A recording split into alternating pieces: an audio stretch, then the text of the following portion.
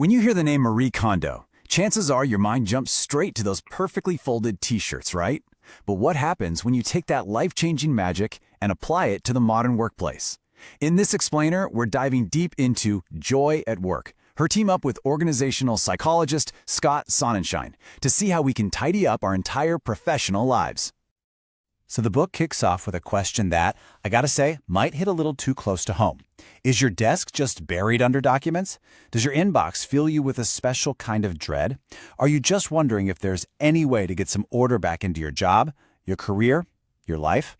Well, the authors argue the solution isn't some new productivity app, but something way more fundamental: the power of tidying. And look, this isn't just a feel-good exercise. Clutter has a real, tangible cost. Get this. The book points out that searching for misplaced stuff costs U.S. companies an estimated $89 billion in lost productivity every single year. That's insane. It's more than double the combined profit of the world's 5 biggest corporations. So yeah, that messy desk is costing a lot more than just your sanity. So here's our game plan for today. We'll start with the high cost of clutter, then we'll get into the famous Spark Joy solution, covering both your physical and digital worlds, and to wrap it all up, we'll give you our final take on the book. All right, first up, let's really unpack just how damaging a disorganized work life can be. And trust me, it goes way beyond the frustration of not being able to find a stapler when you need one. Marie Kondo really doesn't pull any punches here. This simple statement captures a huge idea. Our external environment has a profound impact on our internal state.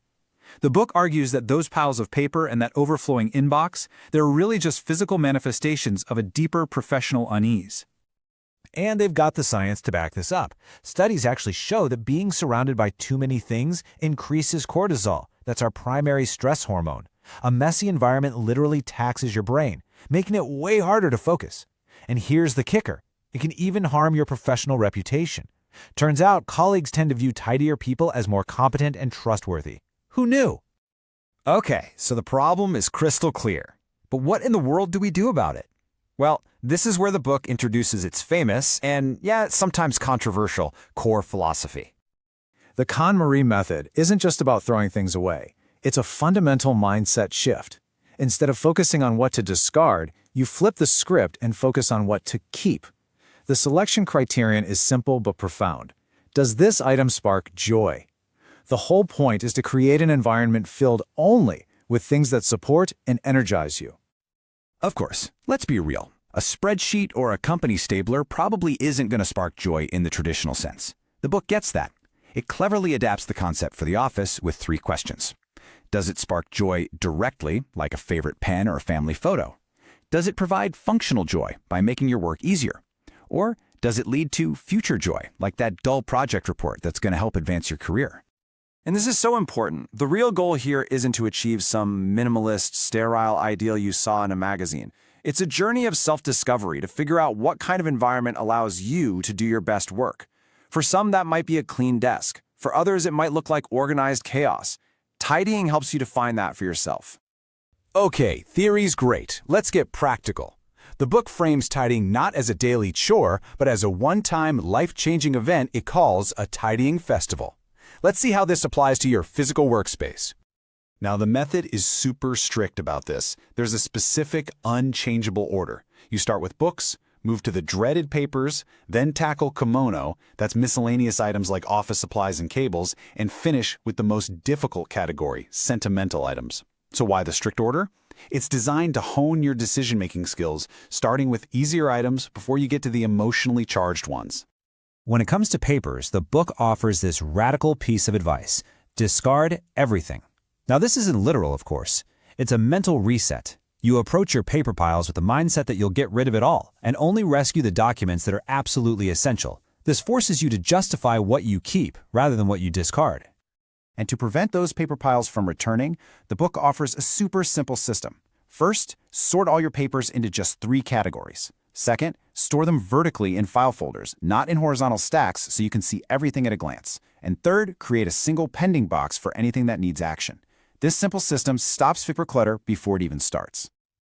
All right, so we've handled the physical stuff, but what about the clutter we can't see? The book's co-author, Scott Sonenshein, takes the lead here. helping us tackle our digital mess, from emails to files.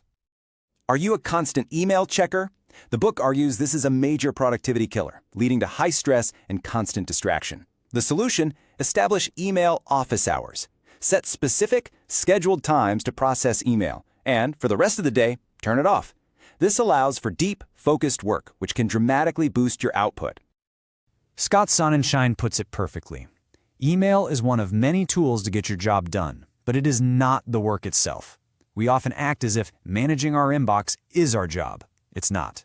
It's a tool, just like a phone or a word processor. Recognizing this helps you put email back in its proper place and reclaim your time for the work that actually matters. To combat digital file chaos, the book advises against those complex, deeply nested folder systems. Instead, a simple, intuitive structure with just a few main folders is way more effective. This makes saving and finding documents quick and easy, so you spend less time managing files and more time doing your actual work. So, after exploring the costs of clutter and the Spark Joy solution, what's our final verdict on joy at work? Let's get into it. Okay, so the book is Joy at Work, Organizing Your Professional Life by Marie Kondo and Scott Sonenshein. It's a self-help and business book published back in 2020, and really, it's aimed squarely at any professional who feels like their physical, digital, or even mental workspace has just become a source of stress instead of a platform for success. We found the book has some major strengths. Its holistic approach is fantastic. It connects the dots between your desk, your inbox, and your schedule. It's also way more about changing your mindset than just giving you a to-do list. On the downside, that spark joy concept can feel a bit abstract for work. And let's be honest, the tidying festival requires a serious block of time that not everyone has. For its fresh perspective and highly actionable advice, we're giving Joy at Work a solid 8.5 out of 10. It successfully translates a home organization philosophy into a powerful tool for professional transformation. If you're willing to put in that initial effort, the payoff in clarity and focus could be immense. And that brings us to the book's final powerful lesson. This isn't just about cleaning up. It's about using the process of tidying to hold a mirror up to your career. By choosing what to keep, you're forced to define what you value, what your goals are, and ultimately what a joyful career looks like for you. If this explainer sparked your interest, you might also enjoy Stretch by co-author Scott Sonenshein, which is all about achieving more with the resources you already have. And for a different but equally powerful system for organization, you can't go wrong with David Allen's classic, Getting Things Done. Thanks so much for tuning in.